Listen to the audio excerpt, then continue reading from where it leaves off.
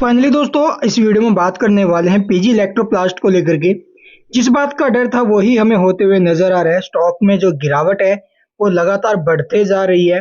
आज भी जो गिरावट है वो 10% पर पहुंच चुकी है। भाई 10% का जो लोअर सर्किट होता है ना, जो एलसी होता है, वो हमें सुबह सुबह ओपन होते ही स्टॉक में देखने को मिला है। 588 रुपए का भाव था इसका प्रीवियस।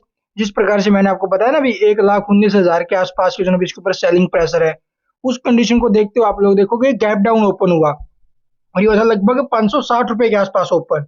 उसके बाद जो ये स्टॉक उसके ऊपर नहीं निकला है, फिर नीचे ही जाते गया और 10% का लोअर सर्किट स्टॉक ने अभी के टाइम लगा लिया है। और देखो भाई, ये जो लोअर सर्किट है ये लॉक नहीं होने वाला, कहीं आपको लगे बस यहीं पर होल्ड हो जाएगा, लॉक हो जाएगा, नहीं। यहाँ से जो इसका लोअर सर्किट है वो और भी बढ़ सकता है। ठीक है, जो गिरावट है वो और भी बढ़ सकती है, बिकॉज ये ऑप्शन वाला स्टॉक है ना, इसलिए इसमें कोई प्राइस बैंड नहीं है। जैसे प्रीवियस में आपने देखा 23% तक ये गिरा था। ठीक है, तो इस प्रकार से इसमें जो गिरावट है वो और भी बढ़ सकती है। लेकिन गिरावट क्यों हो रही है इसके बारे में मैंने डिटेल जानकारी आई होप हमारी प्रीवियस वीडियो में दे दी थी अपने सभी जो सब्सक्राइबर्स है उनको। ठीक है, सभी को पता है आखिरकार क्यों गिरा है। क्योंकि देखो, रिजल्ट आए, रिजल्ट आने के बाद जो कंपनी का मैनेजमेंट है उसकी तरफ से जो गाइडेंस के ऊपर अपडेट दिया गया था, ठीक है, जो कौन कौन में बताया गया था, उसी वजह से जो ये शेयर है वो गिरते हुए नजर आ रहा है। क्योंकि जो 400 करोड़ का पहले इन्होंने प्रॉफिट का अनुमान लगाया, अब वो 300 करोड़ का बता रहे हैं। ठीक है, 4700 करोड़ का इन्होंने फाइनेंशियल 2026 में क्या बोलते हैं, टोटल सेल्स का अनुमान लगाया था। अभी 4700 करोड़ के आसपास तक की सेल होगी, लेकिन अब ये बोल रहे हैं कि 4200 के आसपास तक रह जाएगी। तो इस प्रकार से जो गाइडेंस घटाए गए हैं, रिवेन्यू के अंदर है, इसके प्रॉफिट्स के अंदर है, ठीक है, जो अमेरिका के साथ ट्रेड वॉर हो चल रहा है इस वजह से भी है, या फिर और भी कई रीजन है जिसकी वजह से इन्होंने ऐसा किया है। ठीक है, आने वाले टाइम में इसका जो मार्जिन है वो भी दबाव में होगा। ठीक है, 2026 फाइनेंशियल 2026 के दौरान, कैलेंडर नहीं, फाइनेंशियल ईयर पहला क्वार्टर तो समाप्त हो गया भाई। ठीक है, अगला क्वार्टर, उसके बाद ये जो 2-3 क्वार्टर और बचे ना, इसके अंदर ये इस प्रकार के रिजल्ट्स आएंगे इसके खराब, और उसी वजह से जो ना भी स्टॉक क्रैश हुआ है। समझ गए क्यों गिरा है क्यों नहीं, इसके पीछे का रीजन क्या है। तो चलो एक बार चार्ट देख लेते हैं भाई, उसके हिसाब से। देखो, मैं बाय होल्ड सेल तो आपको नहीं बोलने वाला भी आप लोग खरीदो इसको बेचो रखो। देखो, वो आप के ऊपर जो ना भी डिपेंड करेगा। 1,054 रुपए का इसने हाई बनाया था, वहां से जो ये स्टॉक है 50% क्रैश हो चुका है भाई।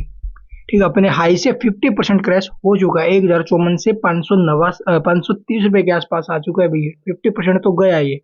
तो चलो अब देखते भी और कहाँ तक ये गिर सकता है, क्या सपोर्ट बनेगा भी या फिर जो ना भी नहीं बनने वाला। वैसे सपोर्ट टूट गया कल का, जो मैंने आपको बताया था। तो जैसा कि आप लोग देख पा रहे होंगे भी, स्टॉक में जो सपोर्ट मैंने आपको कल के दिन बताया था वो यहाँ पर ब्रेक हो चुका है अभी। 558, 545 से 558 का बोला था ना, यानी 550 का ये लेवल ये स्टॉक नीचे में तोड़ चुका है, 530 की रेंज में आ चुका है।